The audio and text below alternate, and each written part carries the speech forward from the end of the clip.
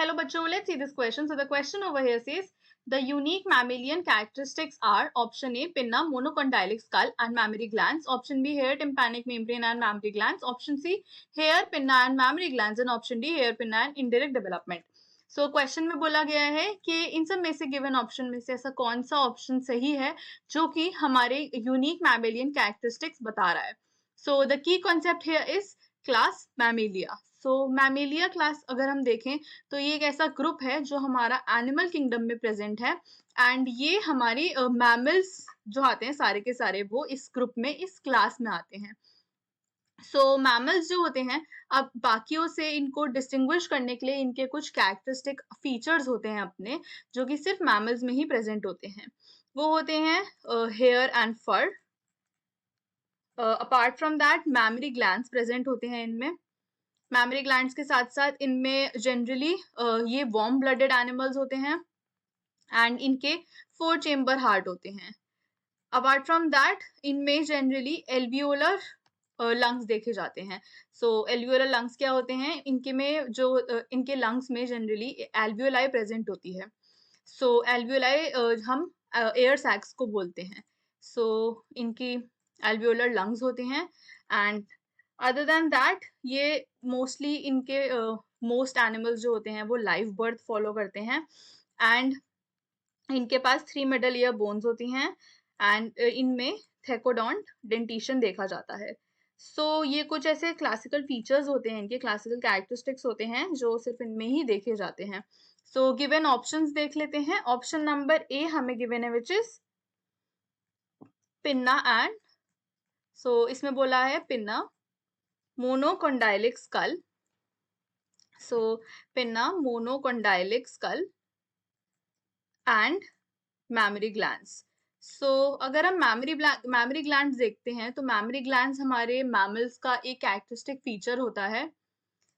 But अगर हम लोग मोनोकॉन्डाइलिक स्कल को देखते हैं तो जो मोनोकॉन्डाइलिक स्कल होता है ये रेप्टाइल्स का फीचर होता है, ये रेप्टाइल्स में देखा जाता है and it is a skull which has a single occipital condyle and ये मैमल्स के प्रेजेंट नहीं होता है.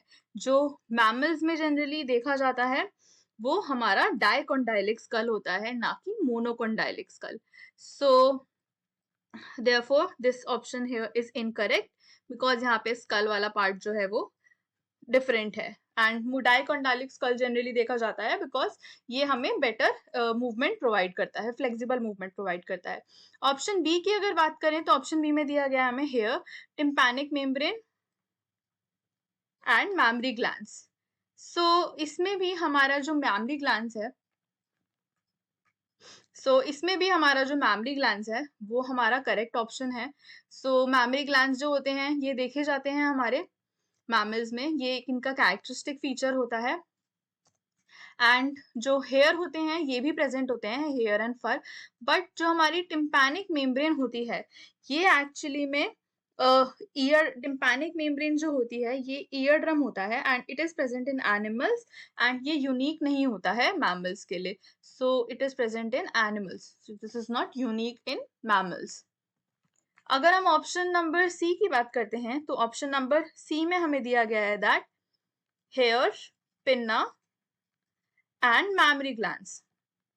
सो इसमें 3 चीजें बोली गई हैं एंड अगर हम देखें तो मैमरी ग्लैंड जो होते हैं ये हमारा एक कैरेक्टरिस्टिक फीचर होता है, ये प्रेजेंट होते हैं एंड अपार्ट फ्रॉम दैट जो पिन्ना होता है, पिन्ना भी जनरली हमारा प्रेजेंट होता है मैमल्स में. पिन्ना एक हमारा एक्सटर्नल पार्ट होता है एंड ये एक्सटर्नल पार्ट पाया जाता है इन ईयर. मैमल्स के ईयर में ये जनरली पाया जाता है. हेयर की बात करें तो hair and fur generally mammals का एक फंक्शन होता है, ये हमें इनको मैमल्स को थर्मो रेगुलेशन में हेल्प करता है, थर्मो रेगुलेशन एंड प्रोटेक्शन में.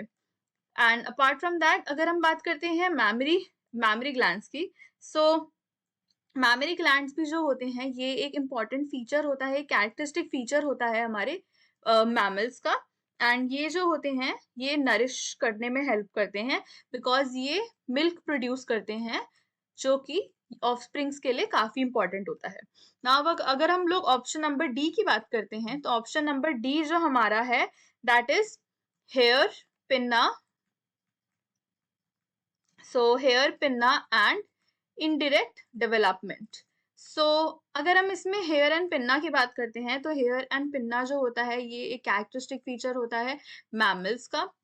so hair and pinna are present in mammals. But अगर हम बात करते हैं इनडायरेक्ट डेवलपमेंट की, सो इनडायरेक्ट डेवलपमेंट जो होता है ये हमारा इंसेक्ट्स एंड एम्फीबियंस में देखा जाता है, ना कि मैमल्स में. सो इंसेक्ट्स एंड एम्फीबियंस का ये फीचर होता है. एंड मैमल्स जो होते हैं, मैमल्स में इनडायरेक्ट डेवलपमेंट नहीं देखी जाती है. मैमल्स जो होते हैं इनमें डायरेक्ट डेवलपमेंट देखी जाती है, जहां पर हमारे जो ऑफस्प्रिंग होते हैं they resemble the adult right from the birth. So therefore the correct option for this given question is option number C, that is hair, pinna and mammary gland. Hope you understood it well. Best of luck.